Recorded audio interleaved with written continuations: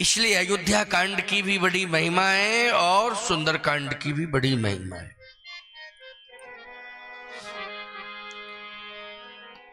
विभीषण जी महाराज भगवान की भक्ति छिप करके नहीं कर रहे हैं।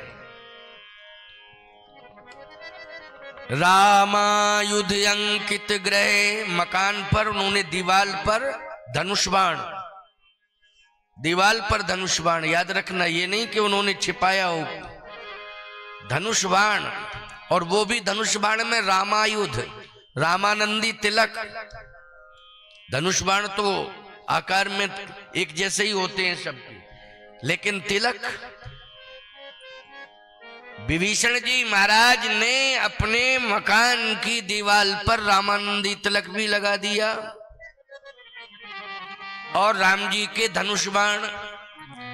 हम लोग जो है सिर पर रामानंदी तिलक लगाते हैं और बाजुओं में धनुष बाण का छापा करवाते हैं, छापा लगता है ना धनुष बाण का, ये परंपरा है। विभीषण जी ने भी यही किया है।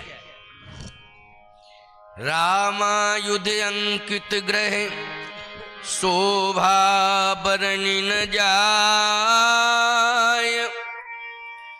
नव तुलसी का वृंदतः, देख हरस कपीराय। नव तुलसी का वृंदता देख हरस कपीराय। बहुत ही सुंदर तुलसी का वन तैयार किया, उपवन, जिसमें तुलसी तुलसी लगी है। आजकल तो घरों में तुलसी होती है लेकिन बहुत छोटे रूप में होती है ना। लेकिन विभीषण जी ने लंका में एक वन ही तैयार कर दिया था, तुलसी वन। नव तुलसी का वृंद, वृंद मानी समूह, बहुत सारी तुलसी। उन्होंने भक्ति को किया है तो छिपा के नहीं किया। अंदर भय तो है, कभी भी कुछ भी हो सकता है, लेकिन उन्होंने कहा मरने की मुझे चिंता नहीं है, जो होना होगा सो हो जाए। लेकिन मैंने जो सिद्धांत अपनाया है उस सिद्धांत को जब तक जीवित रहूंगा उस सिद्धांत के अनुसार चलूंगा और उसी सिद्धांत के अनुसार अपने घर के वातावरण को तैयार करूंगा। ये मेरा संकल्प है, विभीषण जी का ये संकल्प। भगवान को भी जरूरत है विभीषण जी की। अच्छा, भगवान के पास कोई शस्त्रधारी सेना नहीं है, बानर भालू हैं। अच्छा एक बात बताओ भाई, बंदर जब भी प्रहार करता है तो दांत और नख हाथ के दो काटेगा और नाखूनों से खींचेगा शरीर को, यही उसका शस्त्र कह लो। क्यों? नाखूनों का यही उसका शस्त्र है। आजकल समझ में नहीं आ रहा है, इन लोगों ने भी बड़े बड़े नाखून रखाना शुरू कर दिए। कौन सा फैशन चल गया ये तो बहुत बड़ी गंदगी है। अच्छा एक बात बताओ, बड़े बड़े नाखून हो जाएं, उनमें गंदगी आ जाए, ये अच्छे लक्षण है क्या? भोजन करना है उन्हीं हाथों से, गंदगी कहां जाएगी बोलो? शरीर के अंदर नुकसान किसे मिलेगा? तुम लोगों को। ये अच्छी परंपरा नहीं है नाखून बढ़ाने की, ये परंपरा अच्छी नहीं। सुहागवती नारी को कभी केस छटाना नहीं चाहिए और नाखून बढ़ाना नहीं चाहिए, याद रखो। बढ़ाइए तो केस बढ़ाइए अपने, क्या केस, ये कटाए छटाए नहीं जाते हैं केस, इनको तो बढ़ाना चाहिए। जुड़ा बनाओ, चोटी बनाओ, लेकिन नाखूनों को कभी बढ़ाना नहीं चाहिए। मानना ना मानना ये आपके हाथ की बात है, आपके बस की बात है। मैं इसमें कोई बहुत बड़ा दबाव नहीं बना सकता हूं, लेकिन कहूंगा नाखूनों को बढ़ाने की परंपरा हमारे यहां नहीं है। आज बानरों की तो ये नाखूनों की नैसर्गिक परंपरा है, अनादि की परंपरा। जब से जन्म लिया है तो उनके दादा परदादा सब रखाते चले आए। अच्छा भाई, शेर के नाखूनों की, बंदर के नाखून, शेर के नाखून, बिल्ली के नाखून, इनके नाखून होते हैं। तुम बंदरी हो, बानरी हो क्या, या बिल्ली हो? क्यों भाई? नहीं नहीं, तुम तो बहुत बड़ी उपलब्धि हो, बहुत बड़ा सम्मान हो। जन्म हुआ तुम्हारा, कन्या मान करके तुम्हारा पूजन किया गया। बोलो भाई, नवरात्रि में कन्या पूजन की परंपरा है, या कोई तुम्हें अपना संकल्प पूरा करना होता है तो आप छोटी छोटी कन्याओं को भोजन कराते हो कि नहीं? उनका सम्मान करते हो, उनका पूजन करते हो? बोलो, करते हो कि नहीं? लंगड़ों का कौन करे पूजन? कन्याओं का पूजन होता है, सम्मान मिला है। इसके बाद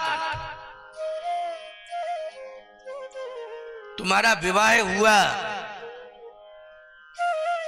तो याद रखो, मंडप के नीचे बोलो, पैर धोए गए कि नहीं धोए गए, पखारे गए कि नहीं पखारे गए? जल्दी बोलो। मंडप के नीचे क्या होता है? पैर पखारे जाते हैं। ये पैर पखारना क्या है? ये सम्मान किया गया है तुम्हारा। और याद रखना, जब तुम्हारे द्वारा संतान को जन्म मिला तब तो संतान ने अपना माथा ही रख दिया तुम्हारे चरणों में। बोलो भाई, और अपना जीवन समर्पण कर दिया। माँ का सम्मान सबसे ज्यादा होता है कि नहीं होता है? कितना सम्मान, जन्म से लेकर के अंतिम श्वास तक सम्मान ही सम्मान है। इसलिए बिल्ली का और बानरी का कौन सम्मान करेगा? क्यों भाई, कौन सम्मान करेगा? इनकी गिनती तो पशुओं में आती है, लेकिन तुम्हारी गिनती मनुष्यों में है। और मनुष्यों में भी सनातन की परंपरा में, भारतीय संस्कृति के रूप में तुम्हें सम्मान दिया गया है। भारतीय संस्कृति सनातन में, इसलिए बहुत बड़ा सम्मान है। सम्मान को आप अपना सुरक्षित रखिए और ये दोषों से बचिए। ये लंका की राक्षसियां नाखून बढ़ाती थी, सूप न खा, नख मानी नाखून, और सूप कहते लंबे लंबे नाखून। इसके उसको शूर्पणखा कहते। इसलिए आप सबको पवित्रता पर ध्यान देना है। दूसरी बात, भारतीय नारी को भारतीय परिधानों में ही रहना है, इसी से सम्मान है। और सिंदूर की रक्षा के लिए देवी देवताओं से प्रार्थना तुम करती हो। ये सिंदूर की रक्षा निश्चित रूप से देवी देवता तो करेंगे ही, लेकिन सिंदूर की, तुम्हारे सिंदूर की रक्षा तुम्हारा पातिव्रत धर्म करेगा। इसलिए पातिव्रत धर्म जो है, पतिव्रता के सिंदूर की रक्षा करता है। लेकिन आपको बतावें,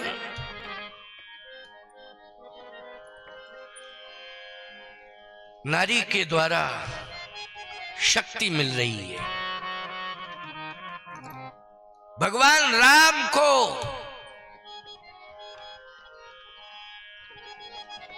ऊर्जा मिल रही है, शक्ति मिल रही है और सफलता का प्रमाण पत्र मिल रहा है। क्यों?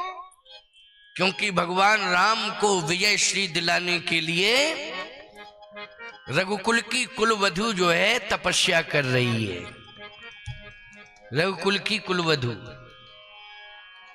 और एक बात बताएं, लंका में भी पोलस्त कुल को विजय श्री दिलाने के लिए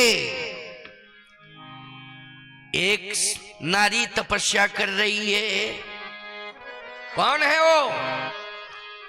अयोध्या में बैठी है उर्मिला और लंका में बैठी है सुलोचना। बोलो, बैठी है ना सुलोचना? ये सुलोचना क्या कर रही है? ये सुलोचना जो है तप कर रही है और ये कहती है कि मैं जिस कुल की कुलवधु हूं उस कुल को नष्ट नहीं होने दूंगी। भाई, अपने अपने कुल के लिए सभी प्रयास करते हैं, लेकिन समस्या इस बात की है कि उसका पति साथ नहीं दे रहा है। कौन? मेघनाथ। मेघनाथ साथ नहीं दे रहा है। इसलिए मैं कहना चाहता हूं कि यदि तुम अपने जीवन में शक्ति, संपत्ति और सम्मान, इन तीनों को प्राप्त करना चाहते हो तो तुम्हारे घर के अंदर जो गृहिणी है, जो देवी देवताओं के प्रति समर्पित है, धर्म कर्म सत्कर्म में लगी हुई है, उसका पवित्र मन से साथ देना शुरू कर दो। तुम्हारी संपत्ति और सम्मान और शक्ति, ये तीनों सुरक्षित रहेंगे। सम्मान देना शुरू कर दो, इनका सहयोग करो। गलतियां तुम्हारी तरफ से भी हो रही हैं कि तुम सहयोग नहीं कर रहे हो। मेघनाथ अगर सहयोग कर देता सुलोचना का तो याद रखना, मेघनाथ इतना बड़ा योद्धा है कि इंद्र भी डरता है। इसलिए उसका नाम है इंद्रजीत। क्या नाम है? इंद्रजीत। समझ रहे हो कि नहीं? ये बातें बहुत महत्वपूर्ण बता रहा हूं, क्योंकि आप जैसे भक्तों के लिए, मैं प्रेमियों के लिए कथा कहता हूं। ऐसा नहीं है कि कथा कहना मेरी कोई मजबूरी है। नहीं नहीं, तुम्हारी श्रद्धा है, भक्ति है, इसके कारण। नहीं तो आज दिन भर हो गया मुझे अनूप और अमरकंटक इधर होते हुए सब सीधा मंच पे चला आ रहा हूं। ऐसा नहीं कि मैं रामजी त्रिपाठी के यहाँ गया और चाय पी, नहीं, सीधा आया मंच पर। चाय भी बन के आ गई थी, मैंने कहा अब नहीं पीऊंगा, रखी है बनी बनाई। बोलो, नहीं कह देता पीऊंगा तब कथा कहूंगा। क्या तुम हमारे खिलाफ कोई नोटिस वारंट जारी कर देते? लेकिन नहीं, मैंने कहा रखो इसको, अब नहीं, कथा कहने के बाद ही कुछ करूंगा। क्यों? तुम इतनी देर से बैठे इंतजार कर रहे थे, तुम्हारी श्रद्धा भक्ति बार बार मुझे बुला रही थी, मैं चाय पीने में लग जाऊं? नहीं नहीं, तुम कथा के प्रेमी हो, इसलिए मैं तुम्हें कथा का रस पिलाऊंगा, अमृत पिलाऊंगा। तभी जो है बाद में कुछ भी ग्रहण करूंगा, पहले तुम्हें ग्रहण कराऊंगा। इसलिए सुनते जाओ। मेघनाद ने इंद्र को चैलेंज दिया। इंद्र का वज्र भी फैल हो गया और उसने एक प्रमाण पत्र ले लिया है इंद्रजीत वाला। किसने? मेघनाद ने। मैं एक बात कहता हूं, कोई बल के प्रभाव से इंद्रजीत बन जाए कोई बड़ी विशेषता नहीं है। इंद्रजीत बनना विशेषता नहीं है, इंद्रिय जीत बनना विशेषता है। इंद्रियों को जीतो। इंद्र को जीतने से क्या होता है? इंद्रियों को जीतो। अगर मेघनाद इंद्रियों को जीत लेता तो बोलो लक्ष्मण जी कुछ नहीं बिगाड़ पाते मेघनाथ का, ये पक्की बात है। और यही सफलता लक्ष्मण को मिल गई कि लक्ष्मण इंद्रिय जीत बन गए। क्या बन गए लक्ष्मण? इंद्रिय जीत। कहिए तात सो परम विरागी,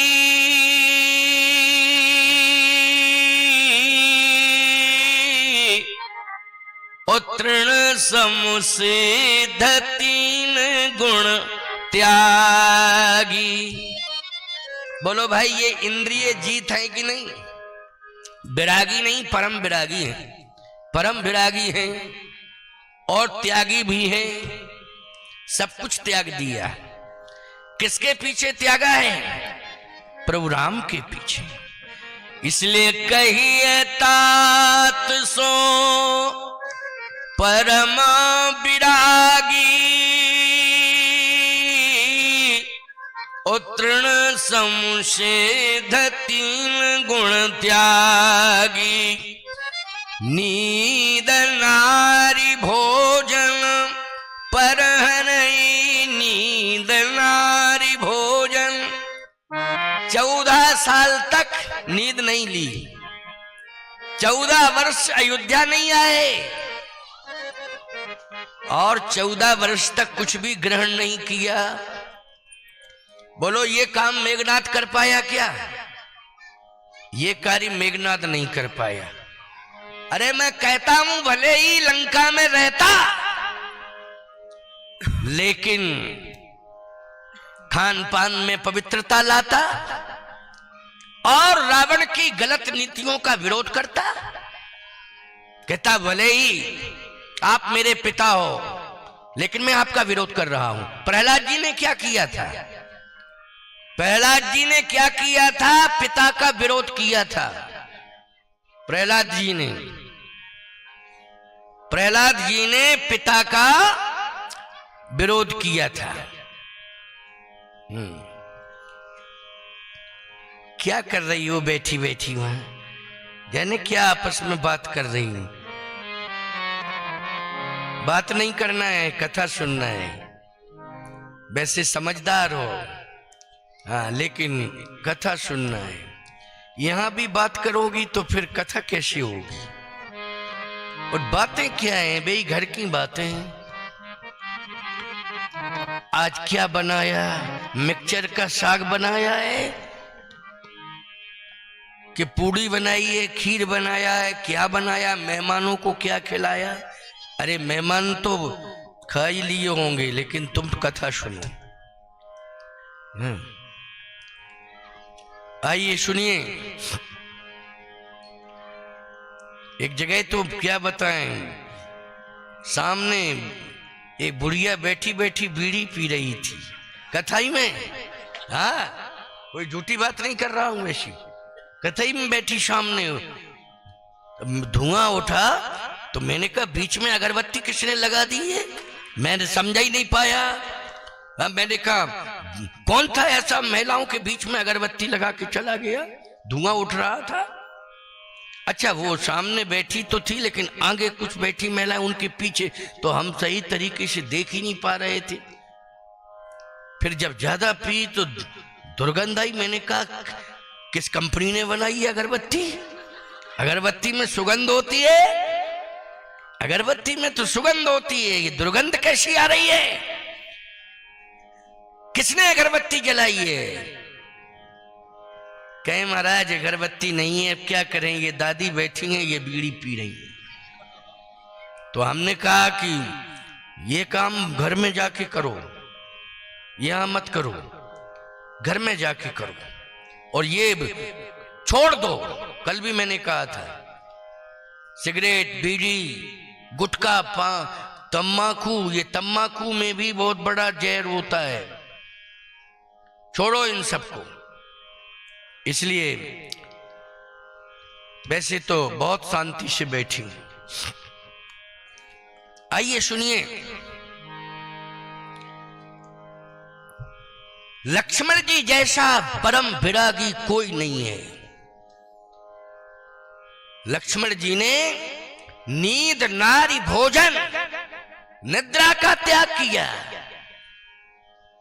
उर्मिला जी को 14 वर्ष तक देखा ही नहीं, यानी जागृत अवस्था की बात छोड़ो, स्वप्न में भी नहीं, स्वप्न भी नहीं आया 14 साल।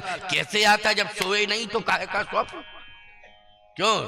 स्वप्न कब आता है?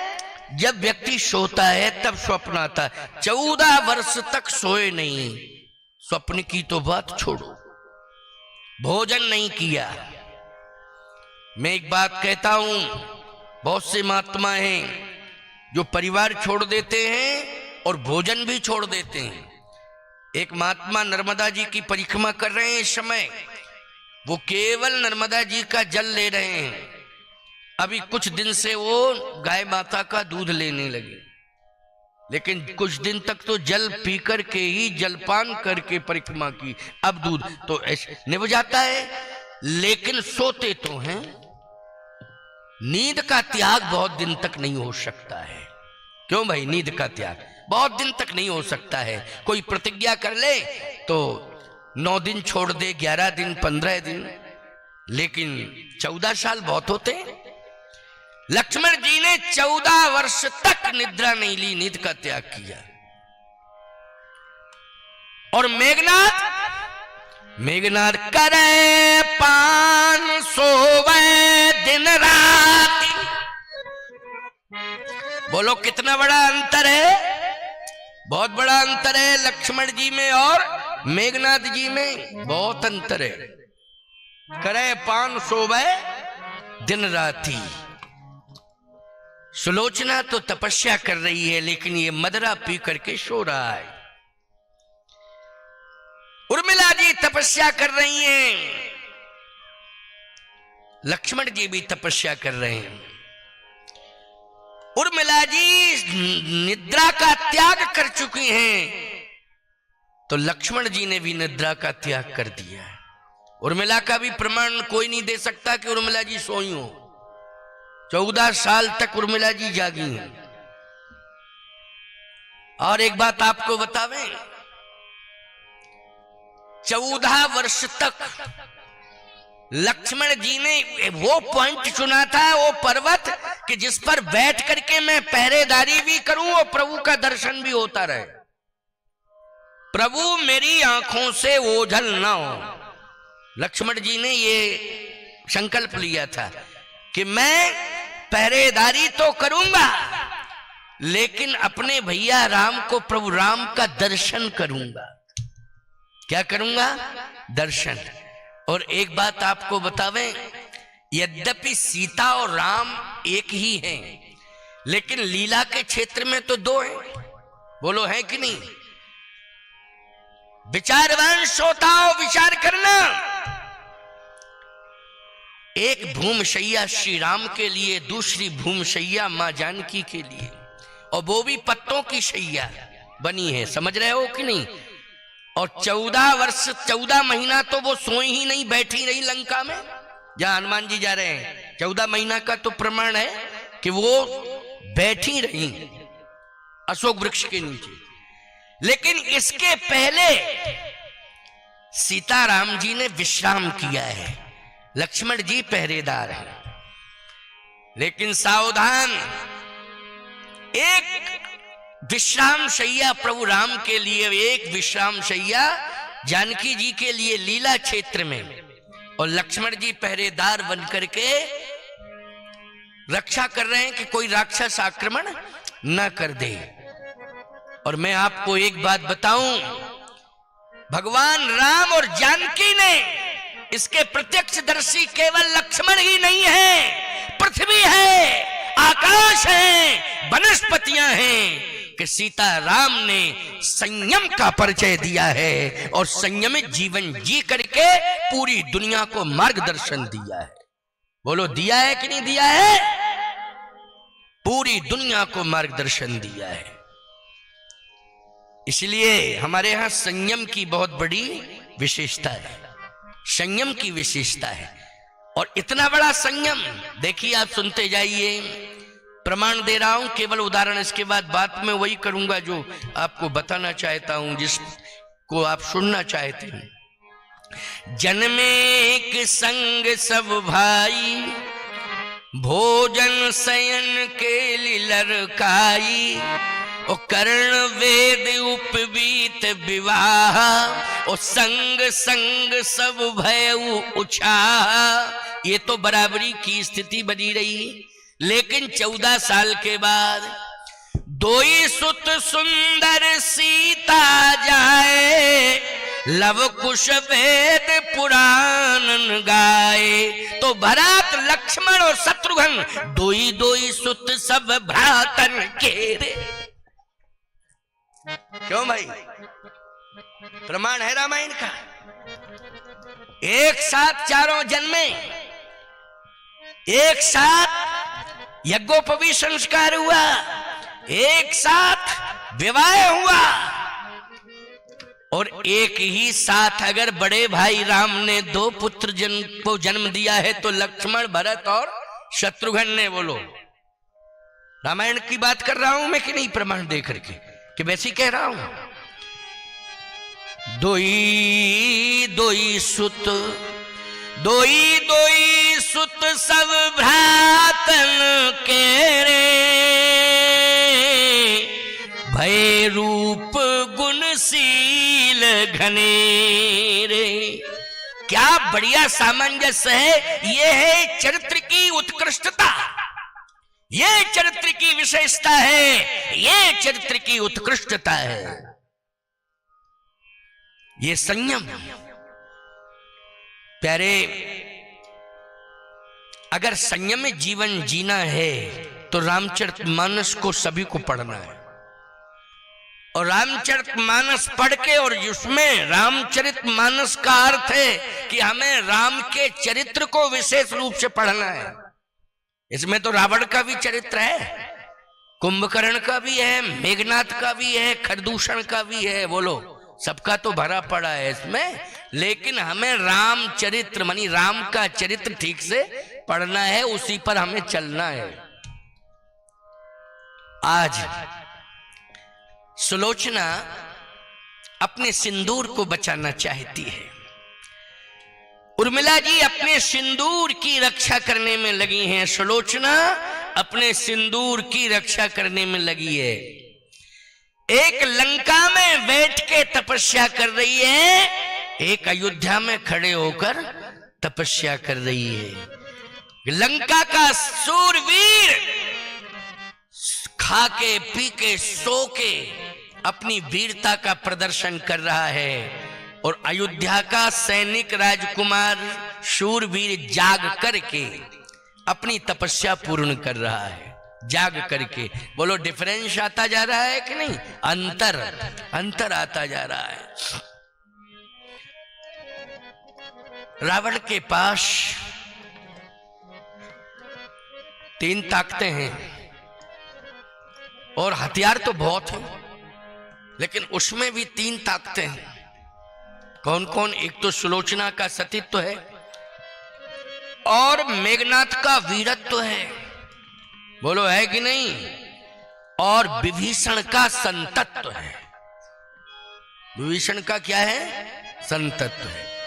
एक बात आपको बतावें, उल्टो सीधो जाम है खेत परे को बीज, तुलसी अपने राम को रीज भजो चाहे खीज। उल्टो सीधो जाम है खेत परे को बीज। मैं एक बात कहना चाहता हूं, गांव में साधु रहता हो और भजन करता हो, चाहे तुम कुछ भी बको उसके लिए, ये तो तुम्हारी गलती मानी जाएगी। तुम क्या बक रहे हो, ये तुम्हारी गलती है। लेकिन अगर साधु गांव में रहकर भजन कर रहा है तो उसका भजन निष्फल नहीं जा सकता है। प्यारे, गांव की रक्षा करेगा ही करेगा। तुम कुछ भी कर लो, तुम भूल कर सकते हो, लेकिन साधु से भूल नहीं होगी, वो भजन कर रहा है। इसलिए रावण भी इस बात को जानता था कि विभीषण का भजन हमारी लंका को सुरक्षित करेगा। क्या लंका को क्या करेगा? सुरक्षित करेगा। ये रावण भी जानता था निश्चित रूप से। एक बार क्या हुआ, एक महात्मा एक नाव में बैठे थे। उसी नाव में 4-5 लड़के बैठ गए। अब वो महात्मा भगवान का भजन कर रहे थे। नाव में बैठे हो चाहे धरती पर बैठे हो, भजन करते थे, उनका स्वभाव था। और लड़के जो है बैठ गए तो लड़कों ने कहा बाबा चुप हो जाओ, डिस्टर्ब कर रहे हो हम लोगों को, और अगर डिस्टर्ब करोगे तो समझ लेना ठीक नहीं होगा, चुप रहो। महात्मा ने कहा कि हम तो भगवान का भजन कर रहे हैं, भजन बाद में कर लेना, जब नदी पार कर जाओ तब भजन करना। महात्मा बोले भजन ही नदी पार कराएगा। बात महात्मा की है, वो तो विश्वास की बात है, साधु है महात्मा बाड़ी बड़ी मधुर थी। उन्होंने कहा भैया ये भजन ही जो है नदी से पार कराएगा। नाव पर विश्वास मत करो, नाव चलाने वाले पर भी विश्वास मत करो, भगवान के नाम पर विश्वास करो, ये निश्चित है पार कर ही देगा। अच्छा बोलो भगवान का नाम पार करता है कि नहीं? और नहीं तो भजन का विरोध करोगे तो समझ लेना नाव खतरे में आ जाएगी। अब वो तो लड़के थे, यंग थे, क्या जाने भजन का प्रभाव, क्या जाने साधु का प्रभाव। उन्होंने कहा नहीं बंद करो, बहुत बड़े ज्ञानी हो, ये ज्ञान दान की बातें अपने चेलों के यहां करना। महात्मा धीरे धीरे करने लगे, धीरे धीरे भजन, धीरे धीरे चलो भाई कोई बात नहीं, हम धीरे धीरे भजन करते तो बड़े धीरे धीरे धीरे धीरे भगवान वो पता नहीं क्या हुआ, क्या देखा प्रभु ने, या वरुण देवता नाराज हुए, पानी आ गया जाने कहां से नदी में, नदी बढ़ने लगी। कहीं कोई उम्मीद ही नहीं थी, लेकिन ऊपर से कहीं से पानी ऐसा आया और बढ़ता गया और वो नदी का पानी नाव में भरता गया। अब वो लड़के कहें इस बाबा ने किया है गड़बड़ सब, ना पानी बरस रहा है, ना आंधी आया, ना तूफान आया, कहां से पानी आ गया? इसी बाबा ने किया है। चलाने वाला बोला भैया किसी ने किया हो, इसमें तो बचने की जरूरत है, बचने का उपाय कहे बचाओ, नाविक बचाओ बचाओ। अब बोले बचाए क्या जब नदी का पानी नाव के अंदर आने लगा। अच्छा महात्मा के पास था एक कमंडल, सो महात्मा भी कमंडल को नदी में डुबोए और पानी भरे और नाव में डालो। देखो भाई समझ रहे हो कि नहीं? महात्मा, अब लड़कों को और क्रोध आया कि हम तो मरने जा रहे हैं, ये बाबा का दिमाग खराब है क्या? पानी वैसे भी भर रहा है, ये कमंडल से और पानी भर रहा है, नाव में सहयोग कर रहा है, सहयोग कर रहा है। क्या कर रहे हो बाबा? ये बाबा ने कहा हम कुछ नहीं कर रहे, ये कर तो रहे हो, हम तो राम जी की इच्छा में अपनी इच्छा मिला रहे। प्रभु की यही इच्छा है कि नदी का पानी नाव में आवे, हमारी भी यही इच्छा है कि नदी का पानी नाव में आवे। महात्मा तो महात्मा है, वो तो भगवान पर विश्वास करते हैं, विश्वास करते हैं, इसलिए प्रभु की इच्छा है वही कार्य मैं कर रहा हूं, मैं कुछ नहीं कर रहा हूं, मेरे प्रभु की इच्छा है, इसलिए उनकी इच्छा में अपनी इच्छा मिला रहा हूं। इतने में नाविक ने प्रार्थना की कि प्रभु अब तो नाव हमारे वश में नहीं है और महात्मा को चिंता नहीं है, लेकिन आपकी इच्छा में अगर ये महात्मा अपनी इच्छा मिला रहा है तो निश्चित रूप से आप ही नाव में पानी भर रहे हैं और आप ही अब नाव से पानी को बाहर कर सकते हैं, और किसी में ये ताकत नहीं है, और किसी में ये ताकत नहीं है। अब जैसे प्रार्थना की तो वो नाव का पानी नदी में जाने लगा, पानी जल स्तर जो है नीचे हो गया और आने लगा, और नाव का जो पानी था वो किस में आने लगा? नदी में। महात्मा फिर अपने कमंडल से नाव का पानी नदी में करने लगे। उन लड़कों ने कहा, ओ हो, जब नाव में पानी भर रहा था तो ये नाव में पानी भर रहा, नाव का पानी नदी में जा रहा तो ये नाव का पानी नदी में डाल रहा है। महात्मा बोले, हम कुछ भी नहीं कर रहे हैं, प्रभु की इच्छा में अपनी इच्छा मिला रहे हैं।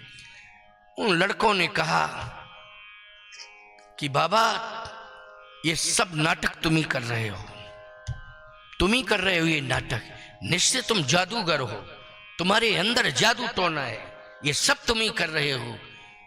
अब वो चारों लड़के कहने लगे, अब नाव पहुंच तो जावे तट पे, फिर बताएंगे। अब जब ऐसा भाव आया तो आकाशवाणी हुई, क्या? महात्मा चिंता मत करो, केवट भी बचता और तुम भी बचते, लेकिन इन लड़कों को मैं सबक सिखा देता। ये लड़के जो है निश्चित पानी में डूब के मरते, अभी कुछ नहीं बिगड़ा, तुम्हें बचा लूंगा, नाविक को बचा लूंगा, लेकिन नाव को पलट दूं। महात्मा कहते, प्रभु नाव को मत पलटो, इन मूर्खों की बुद्धि को पलट दो, इन मूर्खों की बुद्धि को पलट दो। नाव पलटने से क्या होता है? ये है साधु का स्वभाव। ये किसका स्वभाव है? जल्दी बोलो। साधु का स्वभाव है कि प्रभु इनको नहीं पलटना ना नाव को, इनकी बुद्धि को पलटना है। इसलिए श्री गुरु चरण सरोज रज निज मन मुकुर सुधार, वरणहु रघुबर विमल यश जोदायक फल, चार बुद्धिहीन तन जान के सुमरहु पवन कुमार। बोलो भाई, बुद्धिहीन तन जान के सुमरहु पवन कुमार। कितनी बढ़िया बात है, इसमें समझ रहे हो, भाव समझ रहे हो?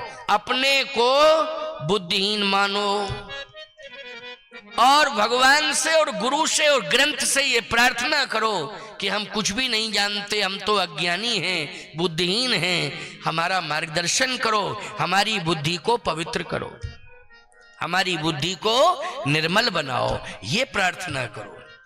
तो भैया आज हनुमान जी महाराज लंका में जा रहे हैं, तो किसको खोज रहे हैं लंका में? विभीषण को खोज रहे हैं,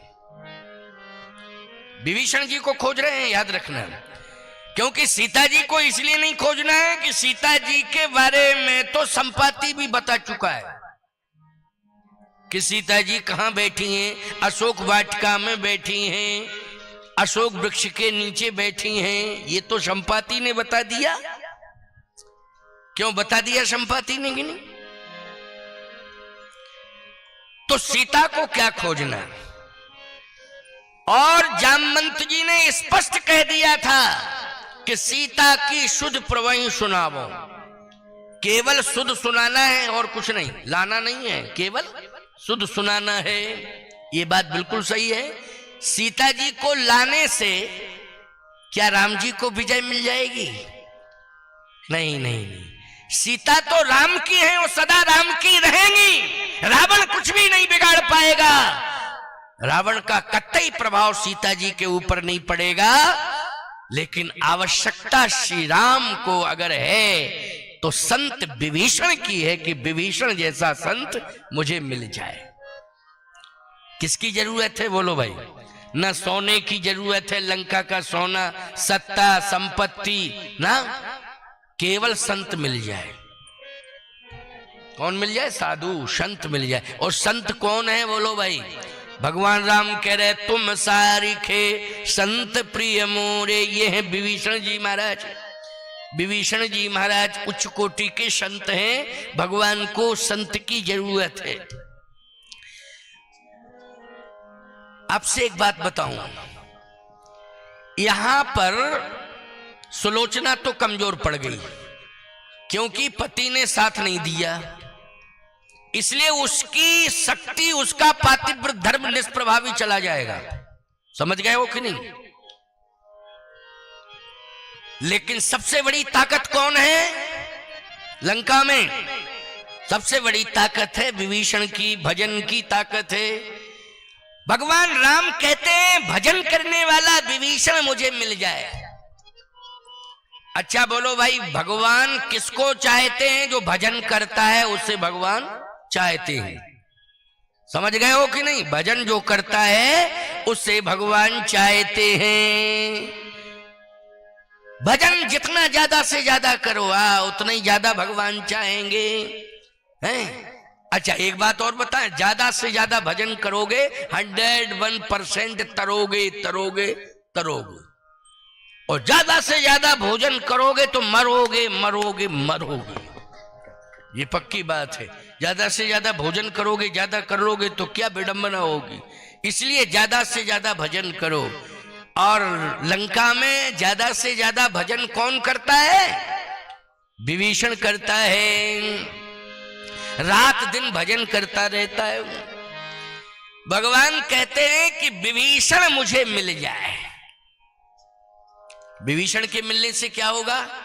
तुलसीदास जी कहते हैं, भगवान शंकर कहते हैं पार्वती जी से, तुलसीदास जी महाराज ने लिखा है कि भगवान शंकर ने कहा कि विभीषण की आवश्यकता राम को है। और विभीषण एक केवल मात्र लंका का निवासी ही नहीं है, वो भजन करने वाला बहुत बड़ा भजनानंदी संत है। ये नहीं कि वो नागरिक है लंका का, नहीं नहीं, वो तो भजन करने वाला है और अधिक भजन करने वाला है। मैं एक बात कहता हूं, गांव की नागरिकता जिसे मिल जाए वो गांव का नागरिक माना जाएगा। बोलो माना जाएगा कि नहीं? देश की नागरिकता मिल जाए वो देश का नागरिक माना जाएगा। लेकिन भगवान का नागरिक तो वही माना जाएगा जो सबसे ज्यादा भजन करता हो, भगवान का भक्त हो। भगवान की दृष्टि में वही भगवान का है, वही भगवान का है। इसलिए भैया ध्यान से मेरी बात को सुनना, समझने की कोशिश करना। विभीषण की जरूरत है। बोलो है कि नहीं? किसकी जरूरत है? विभीषण की जरूरत है। विभीषण का नाम जानती हो माताओं? विभीषण है लंका के निवासी, लेकिन संबंध क्या है? रावण के छोटे भाई हैं, लेकिन भजन करते हैं भगवान का और रावण की नीतियों का विरोध करते हैं। मैं एक ही बात कहना चाहता हूं, विभीषण की जो पुत्री है वो क्या करती है? विभीषण जी ने अपनी पुत्री को अशोक वाटिका में भेज दिया और यही कहा है कि जब तक श्री राम जी को सीता जी ना मिल जाए तब तक पुत्री तू सीता की सेवा करना, सीता की सेवा में रहना। आपको कौन है वो? त्रिजटा नाम, ये त्रिजटा विभीषण जी की पुत्री है। त्रिजटा नाम राक्षसी का और राम चरण रति निपुण विवेका, ये त्रिजटा है, ये विभीषण जी की पुत्री है। बोलो अपनी बेटी को किसकी सेवा में लगा दिया है? विभीषण ने सीता जी की सेवा में लगा दिया है। अपनी संतान को, चाहे बेटा हो चाहे बेटी हो, अपनी संतान को भगवान की सेवा में लगाओ, भगवान की सेवा में लगाओ। मैं सभी से कह रहा हूं, ऐसा नहीं कि केवल मात्र शक्ति से ही कह रहा हूं। तुम सब जितने भी बैठे हो पुरुषों की संख्या में, उन सबसे कह रहा हूं कि अपनी संतान को स्वयं विभीषण बनकर के रामचरणानुरागी हो जाओ और अपने बेटा बेटियों को भी भगवान की सेवा में लगा दो, सत्य और सत्कर्म में लगा दो। यही है संस्कार देना। इसलिए विभीषण जी का साथ विभीषण के बच्चे भी दे रहे हैं। बोलो दे रहे हैं कि नहीं? बच्चे भी साथ दे रहे हैं, याद रखना। तो विभीषण की जरूरत है। विभीषण की किसको जरूरत है? बोले प्रभु राम को जरूरत है। जाओ हनुमान, विभीषण की तलाश करो और विभीषण जैसा संत यदि मुझे मिल जाएगा तो मैं सफल हो जाऊंगा। इसलिए हनुमान जी ने किसकी तलाश की है? बोलो सिंह का को तो मार दिया और लंकनी को सजा दी, इसके बाद पूरी लंका में भ्रमण किया है, खोजते फिर रहे हैं किसको? विभीषण को। मंदिर मंदिर प्रतिकर शोधा, वो देखे जहां तहां अगणित जोधा। मंदिर मंदिर प्रतिकर शोधा। एक बार एक प्रश्न उठा, क्या कि ये मंदिर मंदिर तो कितनी संख्या है मंदिरों की? अयोध्या में मंदिरों की संख्या बहुत हो सकती है, तीर्थ है अयोध्या, लेकिन लंका में तो ज्यादा मंदिर नहीं होना चाहिए। लेकिन मंदिर मंदिर प्रतिकर शोधा। पहली बात तो यह है कि ये लंका रावण के लिए नहीं बनाई गई थी। ये इतनी सुंदर नगरी है, कंचन नगरी, ये भगवती पार्वती जी के अनुरोध पर, बार बार कहने पर, क्योंकि पार्वती जी ने एक ही बात कही कि हे स्वामी, कैलाश के शिखर पर आप रहते हैं, बहुत अच्छी बात है, और जीवों का उद्धार करने के लिए आप स्मशान पर पहुंच जाते हैं, अच्छी बात है, लेकिन कम से कम एक वीआईपी नगर होना चाहिए। आप विश्वनाथ हो, और विश्वनाथ रहता कहां है? बोले मरघट पे। अच्छा, क्या चाहती हो? सुंदर से सुंदर नगर बस जाए। अच्छा, बस जाएगा, ये तो सामान्य बात है, कोई दिक्कत की बात नहीं। शंकर जी की इच्छा से पूरा नगर सोने का बन गया। और सोने का नगर बन गया, लेकिन शंकर जी की इच्छा नहीं थी कि मैं सोने के नगर में रहूं, क्योंकि शंकर जी को सोने से प्रेम नहीं है। अच्छा, है क्या सोने से प्रेम? एक अंगूठी पहने हाथ में, अंगूठी की जरूरत पड़ती है तो छोटा सा सांप लेते हैं और लपेट लेते, देखो ये अंगूठी है, कितनी सुंदर अंगूठी है ये, है? चैन सोने की जंजीर 5-5 तोले की पहनते हो तुम, 10-10 तोले की। शंकर जी महाराज से कोई कहता है कि आप अपने गले में कोई चैन नहीं डाले हैं, कोई चैन जंजीर? अरे चैन, याद रखना, तुम सोने की चैन पहनते हो तो चैन से सोते नहीं हो, और शंकर जी सर्प को चैन बना करके पहनते हो, चैन से सोते हैं। क्यों भाई, सोते हैं कि नहीं सोते हैं? मैं एक बात बताऊं, सोना आपके पास हो फिर भी आप चैन से सो भी लोगे, कोई बात नहीं, बहुत अच्छा इंतजाम है, कौन घुसेगा हमारे घर में, कोई दिक्कत नहीं है हमको, सो जाओगे। लेकिन सर्प अगर तुम्हारे बगल में हो तो चैन से सोओगे? बोलो भाई, कि भागे भागे फिरोगे? लेकिन शंकर जी महाराज इतना सुंदर सर्प गले में डाले हुए हैं और चैन से सो रहे हैं। बोलो, सो रहे हैं कि नहीं? भगवान शंकर को सोने चांदी से कोई प्रेम नहीं है, याद रखो। शंकर जी ने कहा पार्वती की इच्छा है तो कोई बात नहीं, इनकी इच्छा कभी कभी ज्यादा ही सोने के ऊपर हो जाती है, और ये जरूर कहती हैं कि सोना भले ही महंगा हो गया हो लेकिन एक आइटम तो बनवाई दो, भले ही महंगा हो गया हो। अच्छा, एक बात बताओ, सोना 50,000 रुपया तोला होगा या 55? हमें पूरा क्लियर पता नहीं कितना है, 60। देखो सबको पता है 60, क्योंकि सब परेशान है खरीदते खरीदते। हमको इसलिए पता नहीं है कि हमको सोना मिलता भी है तो हम आश्रम में दे देते, लो इसको रखो। ये पड़ी है तुलसी की मालाएं, देखो लो, पड़ी है कि नहीं पड़ी है? हाँ, तुलसी की मालाएं।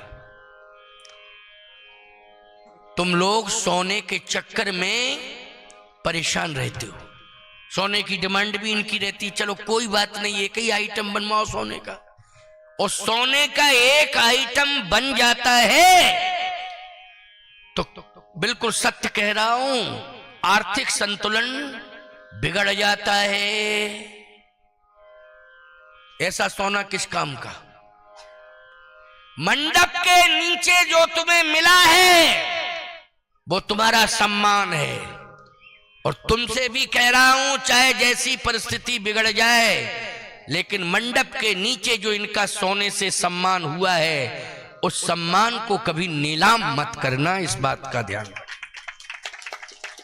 इस बात का ध्यान रखना, क्योंकि इनका सम्मान है। और इसके अलावा डिमांड करने की आवश्यकता नहीं। सहज में यदि मिल जाए तो कोई परेशानी नहीं, सहज में मिल जाए, लेकिन बार बार कहो कि नहीं नहीं नहीं, वो तो बनवाना ही पड़ेगा। अब बनवाना पड़ेगा तो फिर क्या करना पड़ेगा? कर्जा लेना पड़ेगा। बोलो लेना पड़ेगा कि नहीं? और कर्जा लेकर के यदि कोई भी व्यवस्था बनाई जाती है तो फिर वो कर्जे की भरपाई हो नहीं पाती, और किसानों के जीवन में तो हो ही नहीं पाती है।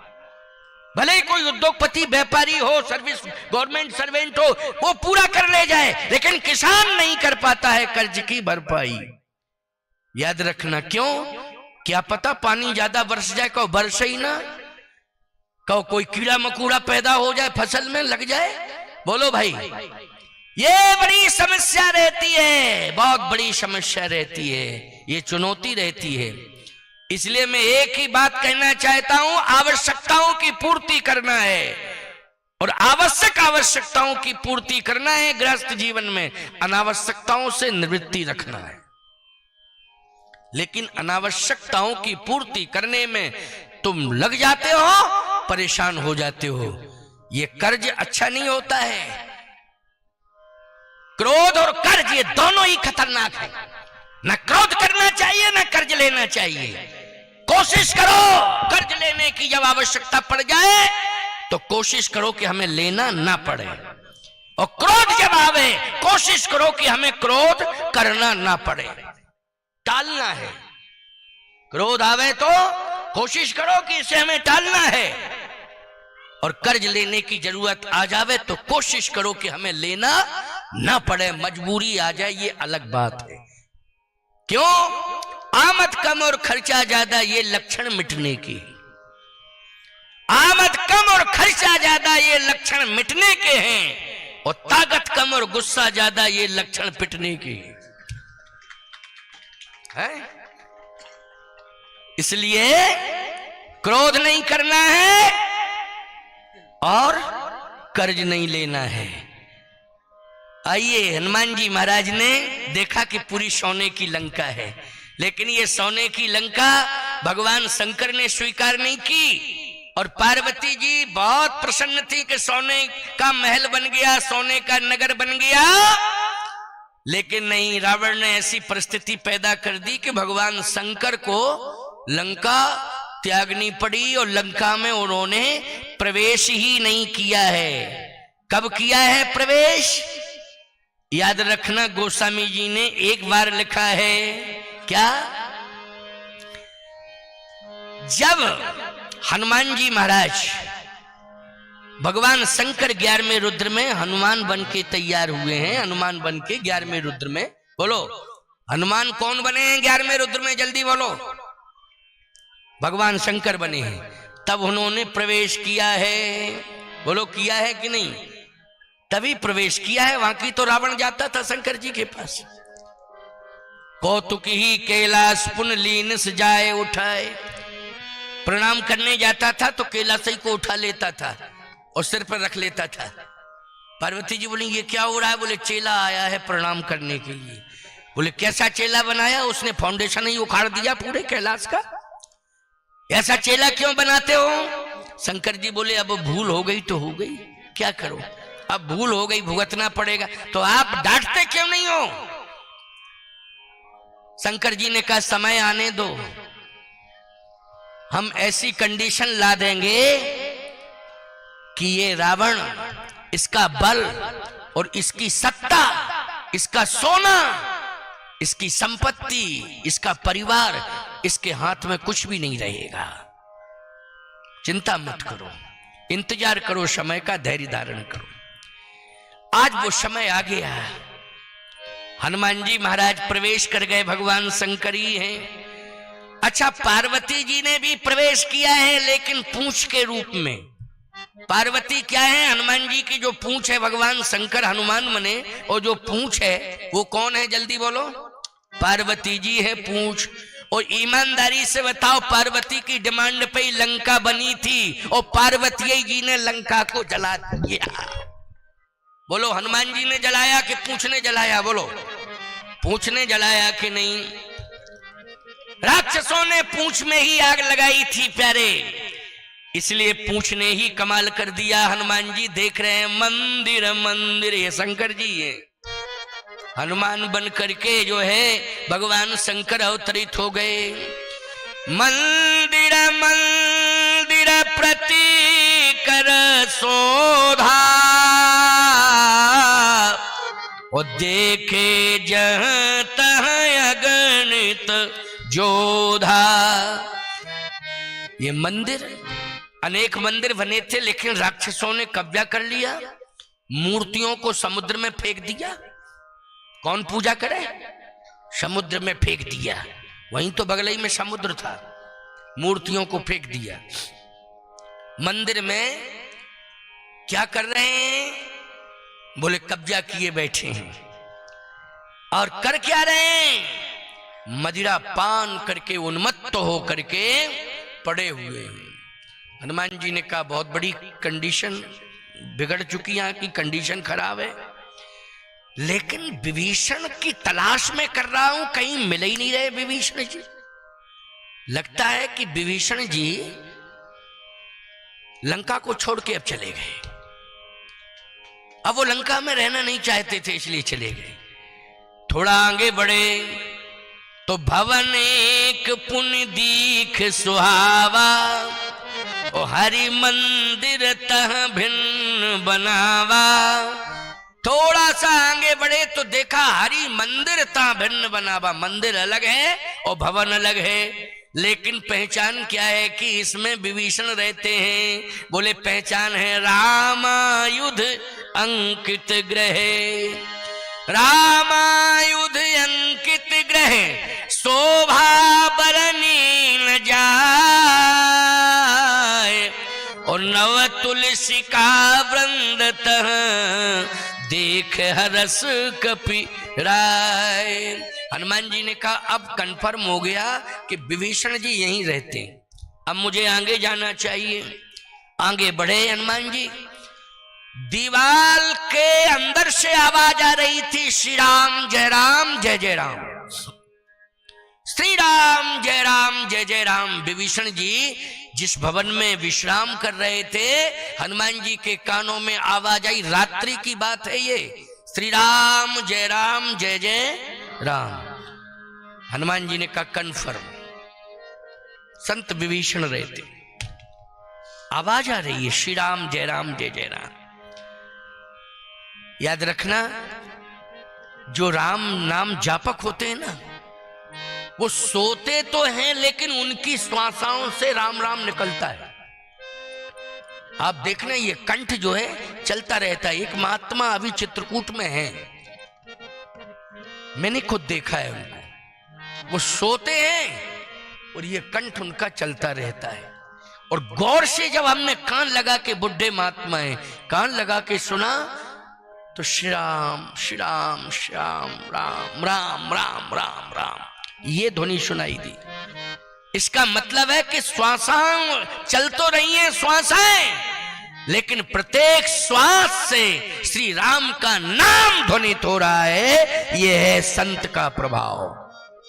विभीषण जी सो रहे थे लेकिन श्वासाओं से श्री राम राम राम राम। हनुमान जी ने कहा कन्फर्म हो गया, संत का दर्शन होगा। यही सनहट करी हो पहचानी, ओ साधुत हो इन कारज हानि। ये संत है, निश्चित रूप से दर्शन तो करूंगा, लेकिन ऐसी बातचीत करूंगा कि वो समाधान के रूप में प्रतिष्ठापित होगी। इसलिए अब मैं और पास में पहुंचूं। हनुमान जी बिल्कुल पास में पहुंच गए। हनुमान जी महाराज भी राम राम राम राम राम। अंदर से विभीषण जी की आवाज आ रही राम राम राम। अब बाहर की आवाज अंदर पहुंची तो आश्चर्य हनुमान जी को था कि अंदर कौन राम राम कह रहा, और विभीषण को यह आश्चर्य हुआ कि लंका में बाहर कौन आ गया राम राम कहने वाला। यहां तो कोई राम राम कहता ही नहीं है, लेकिन कौन आ गया। तो सुनत विभीषण उठते ही आए, विभीषण जी उठ के आ गए। देखा हनुमान जी सामने खड़े हैं, राम राम राम। जैसे ही हनुमान जी महाराज को देखा विभीषण जी ने, तो क्या कहते हैं, वाह आज मेरा भजन सफल हो गया। क्यों? बोले भजन के प्रभाव से मुझे राम मिल गए। हनुमान जी ने कहा नहीं नहीं नहीं, गलत, मैं राम नहीं हूं। विभीषण जी ने कहा नहीं, मुझे तो लग रहा है क्या कि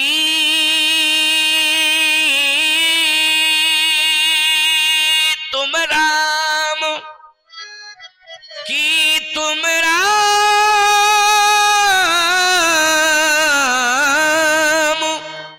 दीन अनुरागी, आयु मोहि करन बड़ भागी। आप राम हैं और मुझ जैसे दीन पर आपने कृपा की है, भेष बदल के आप आ गए, आप हैं तो राम। हनुमान जी ने कहा नहीं नहीं ऐसा मत कहो, राम राम है, मैं तो मैं हूं, राम तो राम है।